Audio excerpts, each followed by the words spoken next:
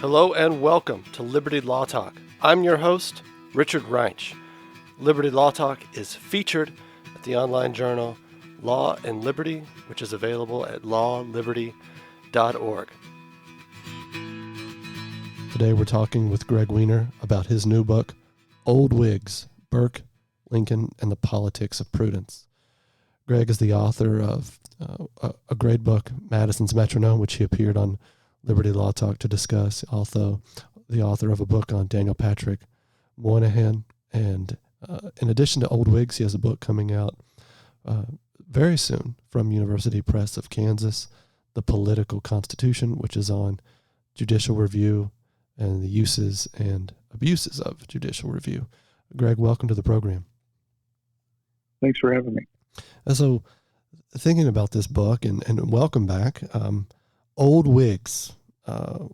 What is an old Whig? How do we know? Can we be old Whigs? Well, both Lincoln and Burke described themselves as old Whigs, and what's fascinating about the two of them, particularly from the point of view of prudence, is that both wrote prudently and spoke of prudence or variations on it in their writings, but had to be daring in their statecraft. Burke in his unrelenting opposition to the French Revolution, and of course Lincoln during the Civil War. So both were Whigs in the sense of opposition to executive power, but then of course, as we know, Lincoln had to impose a fair amount of executive authority himself. He had to use some executive power as president. Yeah. He was, as he said, clothed with immense powers, I think is one of his, how he phrased his power in trying to achieve passage of the 13th Amendment in terms of procuring votes. Is that right, Greg? In terms of how he secured the 13th Amendment? Yeah. Yeah, I mean, you could certainly say that there was, I mean, there's an aggressive use of executive power throughout. I mean, with respect to the 13th Amendment, there was a lot of horse trading and bargaining and perhaps a strong version of ordinary politics, but certainly there were later, after Lincoln's death, there were conditions put on readmission to the Union that depended on ratification of the 14th Amendment and so on and so forth. I think the bigger challenge to me in terms of Lincoln's understanding of executive power is his understanding of the executive oath as entitling him to do what was necessary to preserve the Constitution. And the typical way that this is understood is that anything that's necessary to save the Constitution is constitutional. So Lincoln has a lot of apologists among the legal academy and so forth who will let him off the hook. I think it's much better to understand this, much more constructive to understand this as prudential judgment, that there are moments when you have to swerve into the other lane of traffic to avoid an oncoming car, but everybody knows you intend to swerve back. Yeah. So I want to discuss that because that's an interesting way of thinking about what Lincoln does, say, suspending habeas corpus, having certain public officials arrested. And your law professors will go to great lengths to argue how this is constitutional. And you're saying, he took a rash action to defend the overall general constitution and the Union. He did something that's, we'll say, extra constitutional. Perhaps I take it that's your point.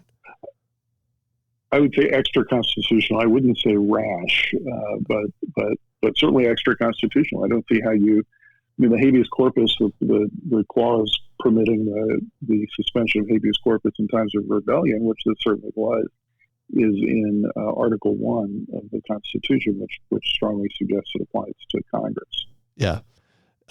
But of course he does, bring his action there, the suspending of habeas corpus. He brings it in front of the Congress. Well, he brings it to Congress, and after the fact, yeah. After the fact. So there wasn't. Now, in fairness to Lincoln, Congress, it wasn't as though Congress, well dispersed all over the country, could get on jet airplanes and present themselves for a crisis quickly. He makes the interesting point fairly late in the war that when he's still being criticized over habeas corpus, that what if I had arrested the 3 or 4 top Confederate generals before they could essentially defect and arm themselves, we would have saved ourselves a lot of bloodshed. So why is it he asked that it's better that hundreds of thousands of people died than that we arrest a few people? So let's think about this for a minute. What is the politics of prudence? I mean, can you define that for us in some, concrete capacity, something that we can, think about and measure to, say the imprudent politician, or is this something almost, as I was reading your book, I thought at times I really struggled to understand how it would be different from just utilitarian calculating. And, I think there's also a question out there is, a lot of us, when we hear the term prudence, we hear people, talk about a difficult situation they were in, but they said they acted prudently to get out of it. And what they really mean by that is they didn't, discharge their full ethical obligation. They actually were trimming. Right. And no, I don't think that's what Greg Weiner means by the use of the politics of prudence, but maybe help us understand that. Sure. So classically, in Aristotelian terms or in Thomist terms, when we talk about prudence, we mean a capacity of judgment that entails choosing the right means to good ends. So I wouldn't say it's simply utilitarianism, but it is, particularly when Burke theorizes it in a more modern sense, it is grounded in circumstance rather than abstraction. That's a key to Burkean prudence. And Burke takes things a step further. When we hear prudence today, another thing we tend to think is that somebody is overly cautious. Even I think often we use it as an epithet that someone is almost cowardly. Yeah. Burke spoke of what he called a moral rather than a complexional timidity that was rooted in humility, in understanding of the limits of human reason. So, thinking about what does prudence take in for a statesman? Do you have to have an awareness of the good, and how one would define that? I mean, you mentioned Aristotle and Thomas Aquinas. Of course, that's sort of a classical philosophical or realist posture that we can know truth, we can come into accordance with external objects, recognize them, understand their form and their purposes. Does their understanding of prudence, though, change, say, or does it become something other for a modern politician like an Abraham Lincoln, or someone like Edmund Burke, who is at the cusp of the modern, or is in the modern world and is now confronting ideology, the French Revolution, the rights of man? Yeah, I think it's certainly a risk in contemporary times when we speak of prudence, that it can become tautological and just mean that if you succeeded, you were prudent. If you didn't succeed, you were imprudent. Burke was certainly very deeply steeped in classical thought, particularly in, I would argue, in Aristotelian thought. So he certainly had a strong notion of the good. He had questions about the ability or the consequences of detached abstract philosophy being applied in practical politics without regard to circumstance. Lincoln is an interesting case. He clearly has strong moral convictions. His religious beliefs are much disputed, although I think it's pretty clear if you read his writings with an objective eye that his faith grows both deeper and more personal as the war proceeds. But he certainly uses what I would call a natural law mode of reasoning in his criticism of slavery. Yeah. No, as I was thinking about your book, I think a reaction of many in seeing Abraham Lincoln on the cover next to Edmund Burke, and the word prudence, connecting them in some way. I think, many would say the Civil War, the consequences of the Civil War, the way he interprets it with the second inaugural, though I love to read the second inaugural, but it's incredible from in a sense. The way Lincoln reinterprets the American founding around equality, giving it, many would argue, an ideological framework, and in sort of this, political religion, politicizing religion, or using religion to think about political conflict. Tell us how you sort of manage or navigate or incorporate those things into Lincoln as a prudent politician. Well, we have to make sure that we don't lose sight of Lincoln's commitment to natural rights. He says he never had a political feeling. Interesting, he says feeling, but he never had a political feeling or sentiment that didn't spring from the Declaration of Independence. So he differs from Burke in that respect. I would say the reasoning is less circumstantial, but it certainly is tied to. He certainly had the ability to maneuver based on circumstances, and I mean a good example of this is his acceptance of the Fugitive Slave Act, which he regarded as abhorrent morally, but as necessary to preserve the Union as long as he could, and in fact, it created the preconditions that led to the end of slavery. So when you think about Lincoln says equality, something we always aim at, something we're always. I mean, it seems to me there's always like this language of we're always progressing to equality. Think about that. I mean, just think about it. Reasoning from sort of a general, we'll say an ideological principle, and talk about that prudential part of that. So what would limit that? What would Lincoln point to as would limit that? So we don't actually get, as many would claim, a progressive equality in many respects coming out of Lincoln's statesmanship. Yeah, I mean, for Lincoln, as I think for the drafters of the Declaration, equality meant no more than that no one had a right to rule another without that other's consent, to use Lincoln's language. It certainly didn't. It certainly did not mean equality of outcomes or any of the progressive consequences that we would associate with that. There is a narrative according to which scholarly narrative according to which the Declaration of Independence represents the pristine principles of the true principles of the American regime, and we depart from that with the Constitution, which sanctions or at least fails to prohibit slavery, and then Lincoln somehow wraps this all up in a neat bow and reconciles it.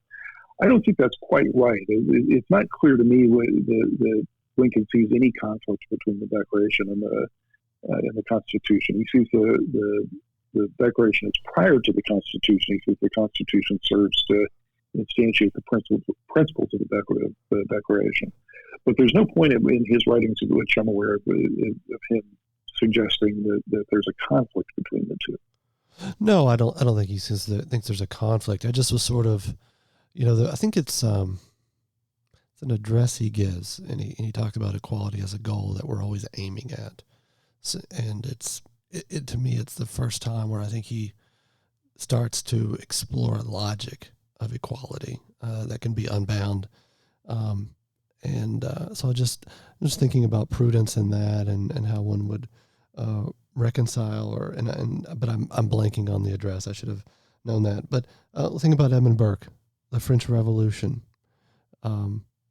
He calls it led by an armed doctrine of ideas.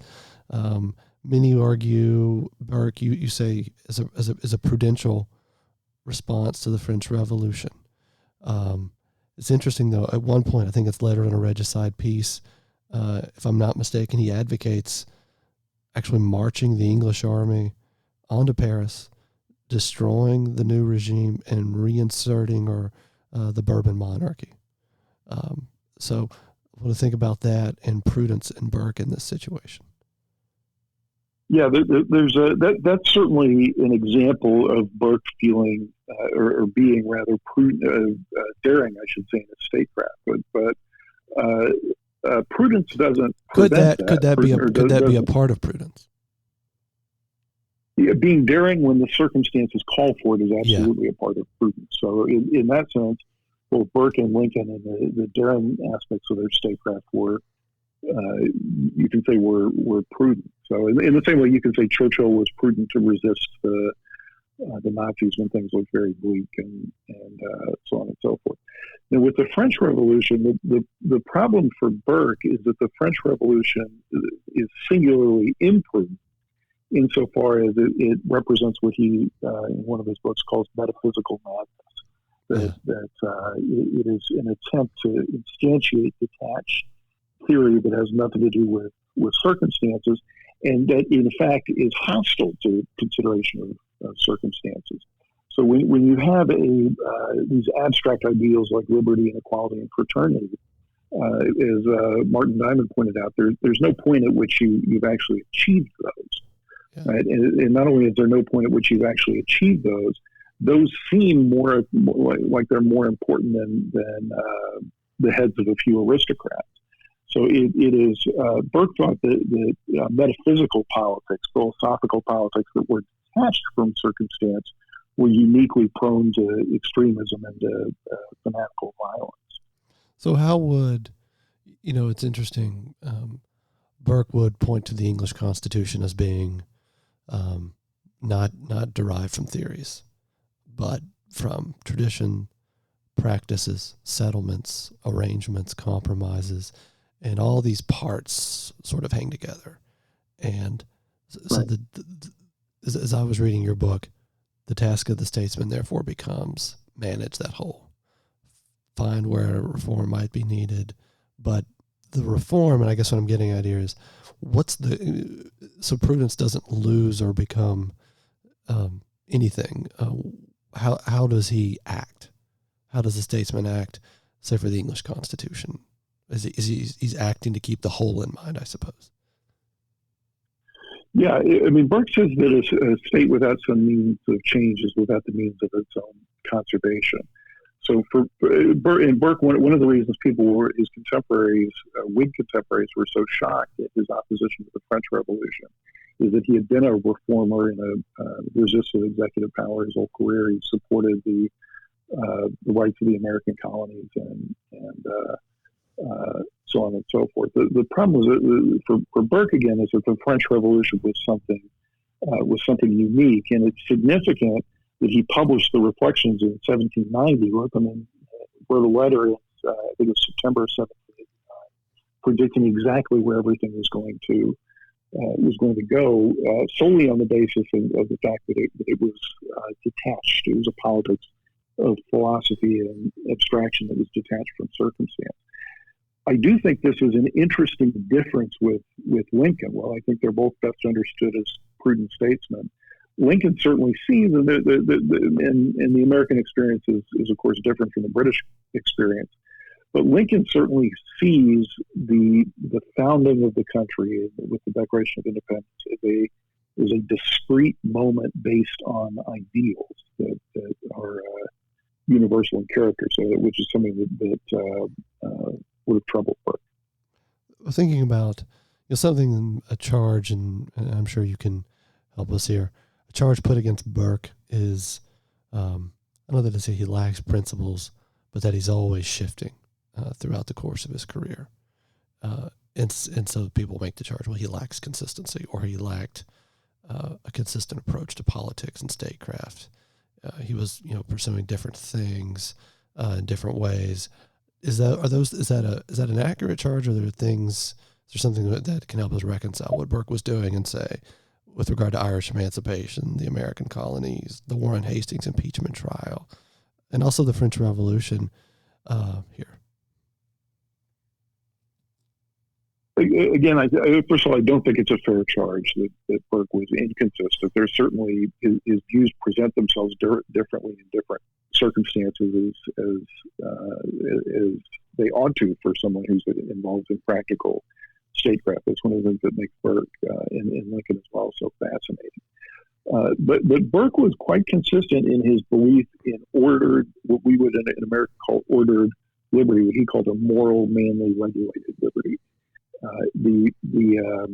And in fact, when he in the impeachment of Warren Hastings, he says he's impeaching him in the name of natural law and the law of nations. So it's not that Burke is hostile to universal principles, but universal principles have to be understood in terms of their consequences and the way that they are being instantiated at any given moment in time. So the fact that he's treating things prudentially in that particular sense, with the attachment to circumstance, I think if one doesn't understand that dimension of his prudence, then it can certainly look like he's inconsistent over time. But I don't think that's the case.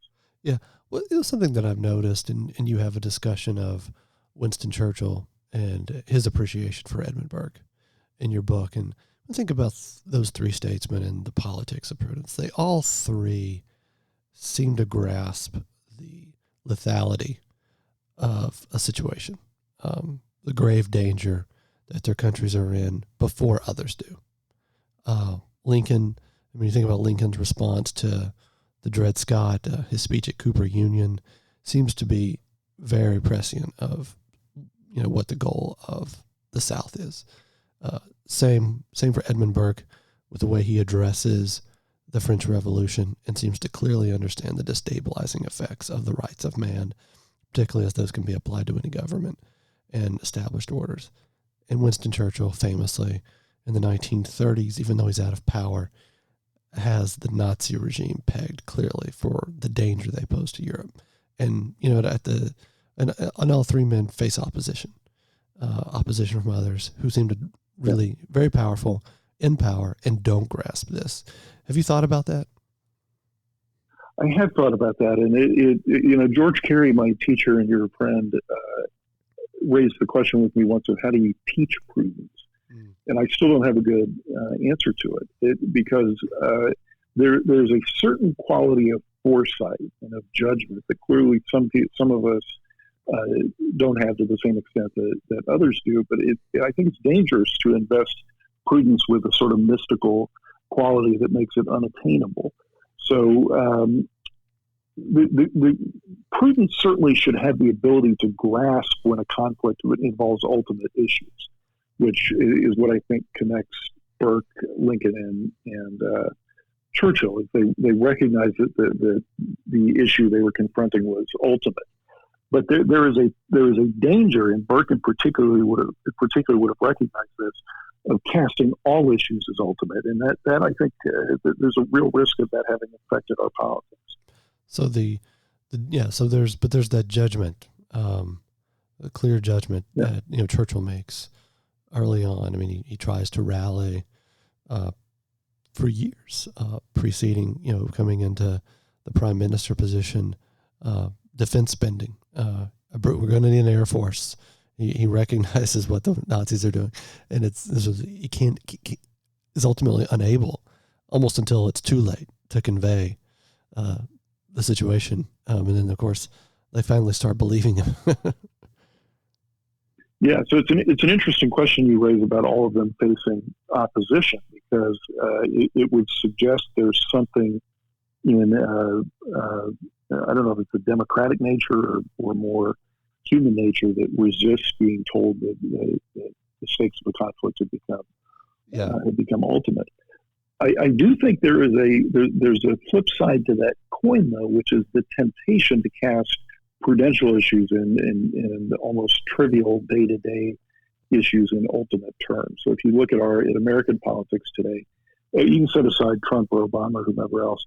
Every election is for the salvation at the end of the world. So I say in the book, I think in the introduction, that not every moment is Munich, but Munich was. So I think that that really captures, I think, what prudence is about, which is the ability to recognize when a moment is ultimate and when it's not. We'll think about recognizing clearly a moment that of great significance, which was Burke recognized the American colonies, and I'm imputing to him some words here, but he recognizes the American colonies have become their own entity. In a way, I don't mean entity as in they were a nation whole, but they had become something else, a new civilization, maybe a way to frame it. And he tries to impart that even if you can pull principles, abstract legal principles or dormant principles from the English Constitution to regulate them or to regulate their trade, you shouldn't do it.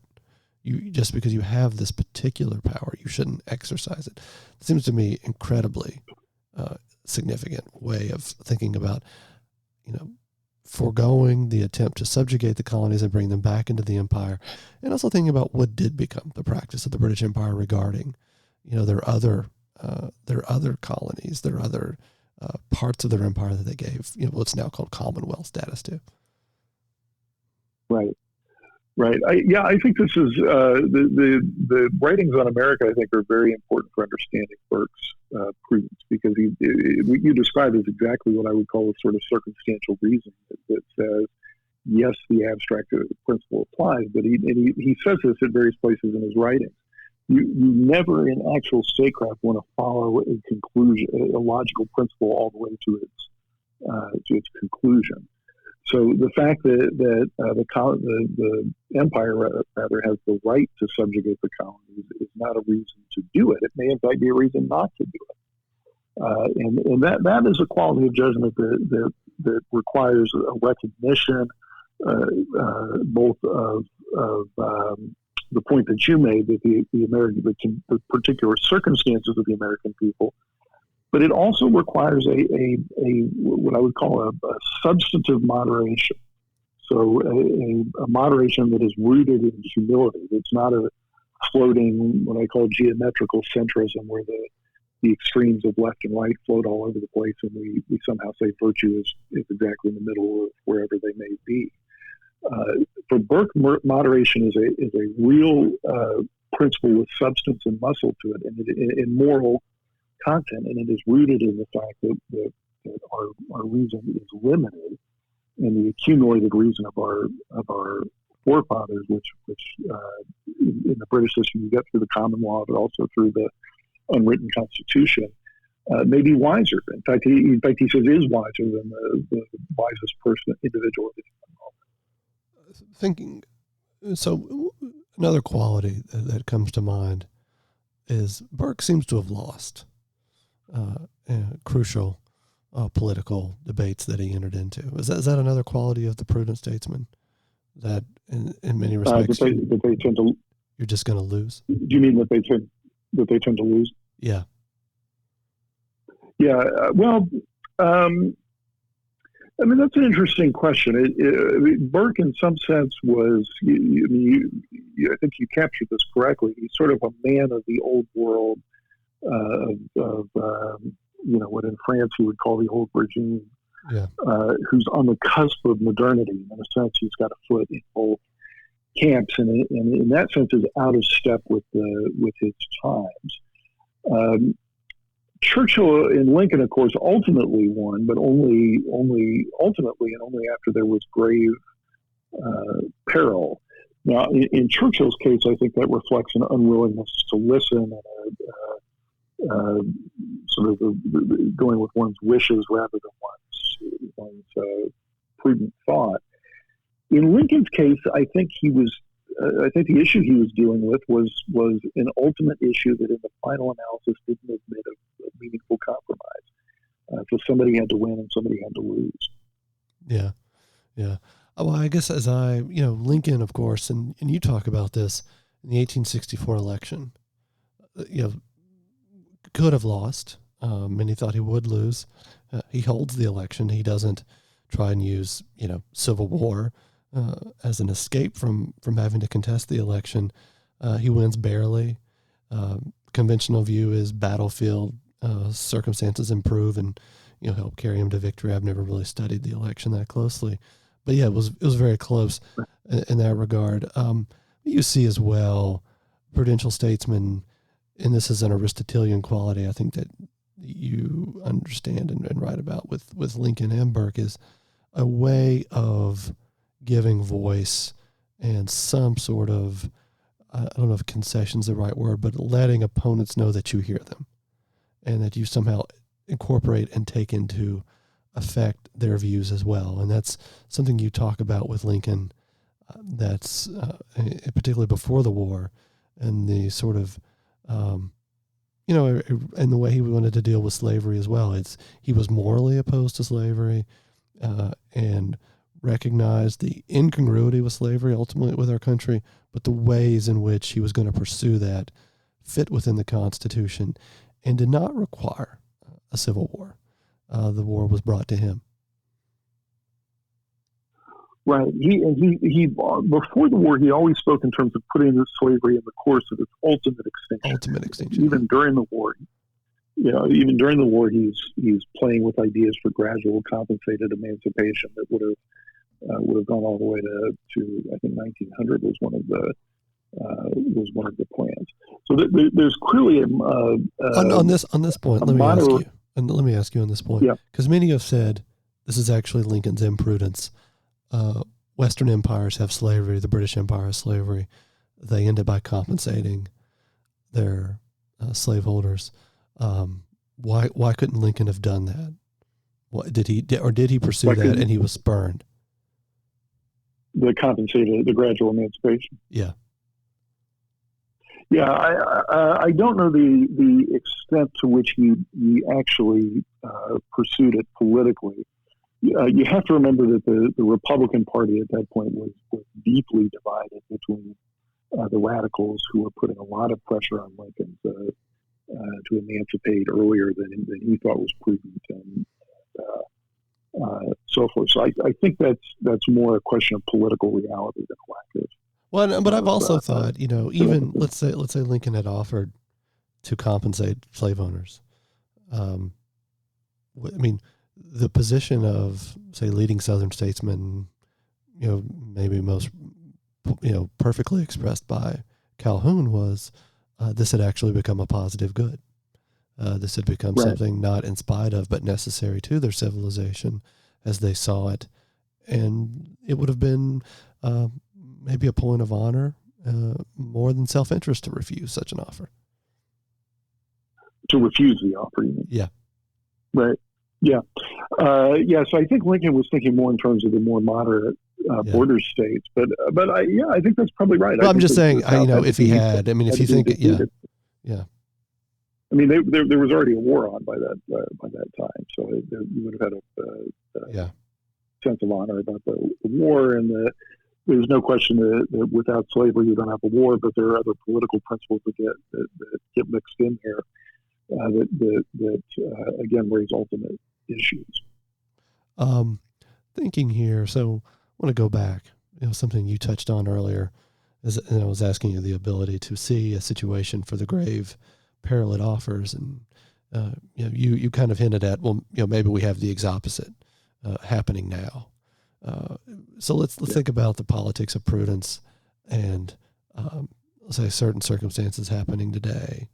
Do you see anyone operating prudently in our political system that you would point to as, say, an object lesson or in recent past? I think you can see people with a capacity of judgment. Moynihan, who mentioned I wrote a book on, was an example of that.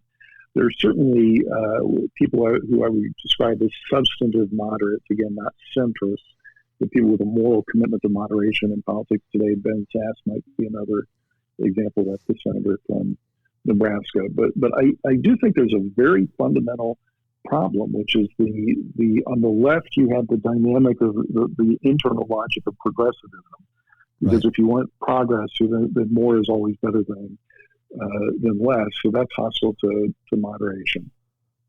And the right, I have to say, is it doesn't seem to be substantively committed to it in the same way. I don't think conservatives have the same problem with the internal logic of progressivism. But I do think conservatism has lost its focus on conservation. This is all mixed up with you have a media environment and whatnot. We saw this in the Democratic debates, that there were moments at which the more moderate candidates would try to get a word in and they couldn't do it. Because the dramatic, made for TV, made for Twitter, made for whatever else moments are the ones that are rooted in extremes. So in the first Democratic debate, there was a moment when the congressman from Maryland, the former congressman, I think John Delaney, said, "Why can't we be the party that keeps what works and fixes what's broken?" Classically, we can disagree about what's broken and what works, but that's a very prudential point of view, that you apply principles to circumstance. And he got nowhere. I forget what his total speaking time was, but that's certainly not as dramatic as raising it and saying, "I want to abolish private insurance." No, private health insurance in that first debate almost seemed like, if you were to defend it, it's sort of like a hate crime or something. I mean, it was sort of incredible. there is a no enemies to the left dynamic that I think is driven by the internal logic of progressivism, which is different from liberalism. Liberalism would say something very different.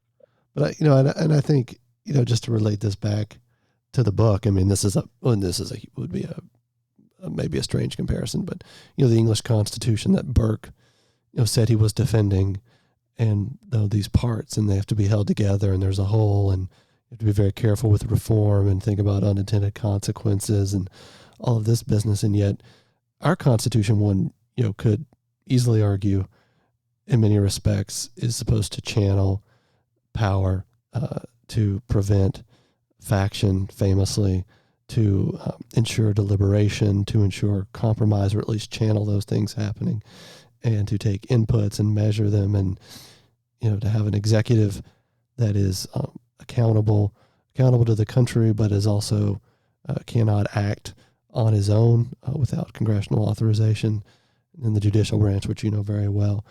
It's almost as if also, right. It's not just, that Democratic debate I thought was interesting, but the institutions themselves seem to have become detached from the politics of prudence, even though the politics of prudence, you could argue, were infused into their design, but we've lost that. I think that's a very good point, that the way that we view institutions, particularly the executive and the judiciary, are hostile to prudence. And the reason they're hostile, I wouldn't say they're inherently hostile to prudence, but there's a tendency there because they're not inherently geared for deliberation in the same way that, and compromise in the same way that Congress is. So when you have, for example, the presidency seeming to have all the power, then you should expect polarizing elections every time it changes hands, because it's exactly what Madison said was a bad idea, which is for all the power to change hands all at once. Burke, late in the reflection, says something similar, that the separation of powers in the British Constitution makes compromise a matter of necessity rather than choice. And again, that's a moral commitment he takes on the part of the British Constitution. Yeah, no, it's interesting. You talk about the logic of progressivism. But there's also, and you've written on this, and there's a logic in the right of seeing right now that we're in sort of a last-ditch effort here to defend the Constitution and the country and our liberties and the market.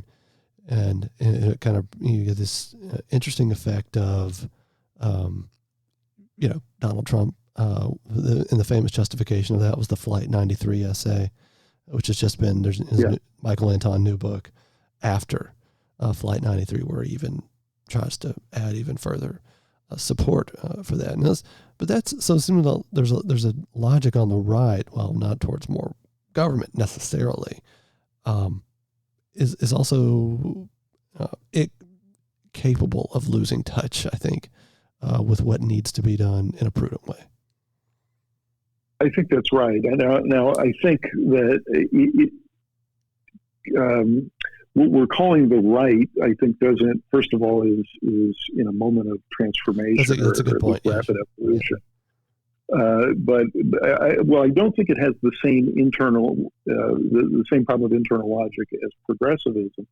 There is a tendency recently, and I mean recently in 2016, toward catastrophizing, which I would say is generally imprudent, but may not be. I mean, with the Flight 93 election, if in fact the plane is going down and you're better off charging the cockpit, the choice actually is charging the cockpit or dying, then it's prudent to charge the cockpit. But it's not prudent to elevate every last issue to that degree of gravity. And it's significant. I say this not having read the book and having great respect for Michael Anton's writing, but it's significant that we were that this election was the Flight 93 election. The conservatives were supposed to have charged and seized the cockpit, and now all of a sudden we need to do it again. I don't think that's a coincidence. Well, and the logic of the politics of prudence, the logic of the politics of imprudence. I mean, what I thought 2016 election, Donald Trump was going to lose, but the Republicans would probably retain control of the House of Representatives, something like that. There would be a way, there would be a balancing potentially. And under a Clinton presidency, they would actually rediscover perhaps congressional powers. Maybe that was too big of a hope. But now, the politics of imprudence, like it's a constant ratchet effect, generating, I think, a part of generating this, the type of rhetoric we're hearing, and the concern being, what if you really, what does the left, how does the left respond to the politics of imprudence? If you have, and you listen to these Democratic candidates, abolish private health insurance, write off all student loan debt, et cetera, you start to see how it generates these balls, drive everyone crazy in a way. They bounce off the walls and hit everyone, and everyone starts to act up. Yeah, and the interesting question is, what is it about our politics today that creates such an appetite for ultimate issues, for casting issues in ultimate terms? In every issue, by the way, I think some of it is institutional. So every battle over a Supreme Court justice is apocalyptic simply because the court has so much power, and the inflated power. And you can say the same with the presidency to some degree, but there is a sense in which, given the media environment, on which I don't want to blame everything, but you do have to shout to be heard. And I've often given students the example of, if you have presidential candidates lined up like they were at the Democratic debates, and one of them says, "I'm going to transform healthcare," and the other says, "I'm going to transform education," the other one says, "Well, I'm good. I'm just going to keep things going and govern prudently." That person is not going to make it very far. Yeah. We seem to have, again, an appetite for transformation. Yeah, but it's also institutions as well, I think. How each party picks a presidential nominee, coupled with the power of the presidency. And so those guys really are shouting and positioning themselves, for these early states and winning a Democratic election and getting noticed in the media and all of that being tied to winning those nominations versus, what if the party could actually pick its nominee or had much more control? Then we'd have a different, obviously a different debate.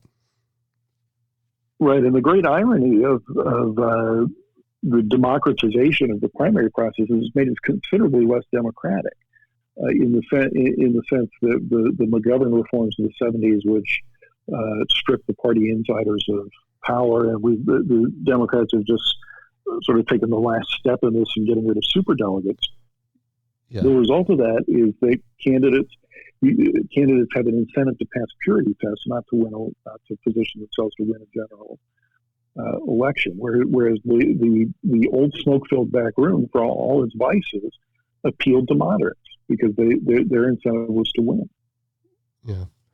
No, good point. So thinking here about the politics of prudence, as you sort of think about this wrapping up, what should we take from a statesman who acts prudently? What would we look for in such a statesman? I'm sorry, say that one more time. If we were looking for someone, a political statesman who acts prudently, in general, what should we look for, Greg? What would you look for? I think we should look for someone who has fundamental commitments but can apply them to concrete circumstances. I think that's the key. So you certainly cannot be prudent if you are not oriented toward the right ends, and certainly have a view that there is such a thing as right ends, which, as we know, is disputed in modern times. But you have to have that capacity to adapt them to the circumstances in which you find yourself. That would suggest that there's a certain need for experience, that you have to have been exposed to a variety of situations. They don't necessarily have to have been political situations, but Aquinas calls experience the nursery of virtue, and somebody who has seen different circumstances, has operated in different circumstances, and so forth. And let me add one more thing. I think we should look again for a sense of moral moderation. In other words, whatever your views are, if they're very conservative or very liberal in contemporary terms, they should still be moderately held. In other words, you should still be open to the idea of that you could be wrong, or you could be wrong, or society has many moving parts and is infinitely complex, and I probably can't transform the world with any predictability and so forth. So if you're worried about global warming, you're worried about climate change, which obviously there's evidence that perhaps we should be, you would going about pursuing that by abolishing the combustion engine and slowly killing all the cows, probably not a prudent position.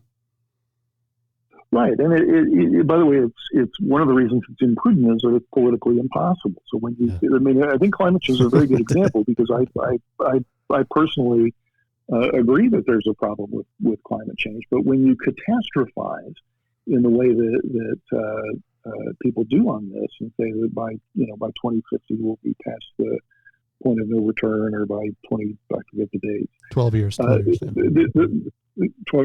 The natural reaction is to say, well, let's have a party because there's nothing we can do with that.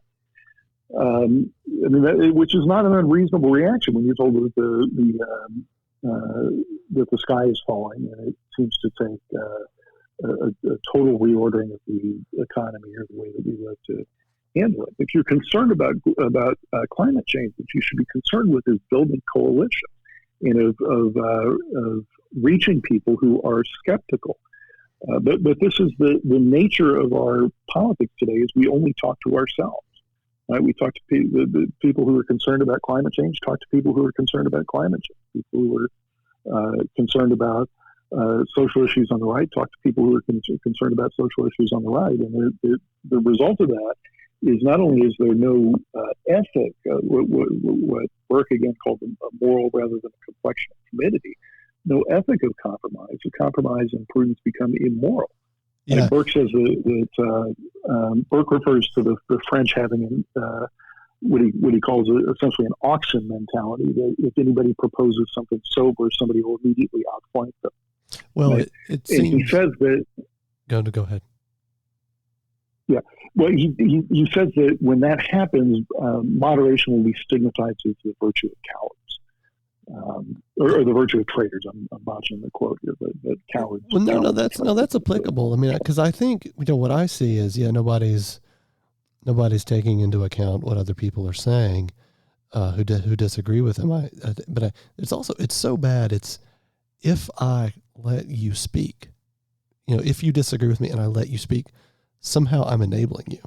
I mean, like on campus or in social media, if you think about, Pinterest banned a pro-life group, and apparently the discussion was they didn't even think they should be allowed to speak. And so in that respect, it's not even that I'm going to listen to you so I can understand your position, but were I to do so, I'm enabling you. I mean, that's clearly, I think, the calculation on college campuses. And, so that suggests something else. It's, is it imprudence or it's nihilism in a way? Or, well, it certainly suggests a mentality that's hostile to prudence because you're so convinced you've got the right answers that it's evil to consider another possibility. It's evil, yeah. And we see there's a little bit of this on the right. I don't think it's quite the same way, but with the sort of emergence of integralism and the idea that the public square has to be made as the subject of conquest, and because the left's going to do it, so we better beat it to it. Yeah. I don't think that's quite the same as what's happening on campuses, where there's really a wholesale opposition on many campuses, I should say, to a diversity of ideas. And I mean, by the way, this is from diversity warriors. The other piece to this, which is also hostile to imprudence, is how quick we are to get offended. The disagreement becomes insult. Yeah, that's well noted. Greg, thank you for coming on today to discuss your new book, Old Whigs, Burke, Lincoln, and the Politics of Prudence. Greg, thank you so much. Thank you. This is Richard Reinsch. You've been listening to another episode of Liberty Law Talk, available at lawliberty.org.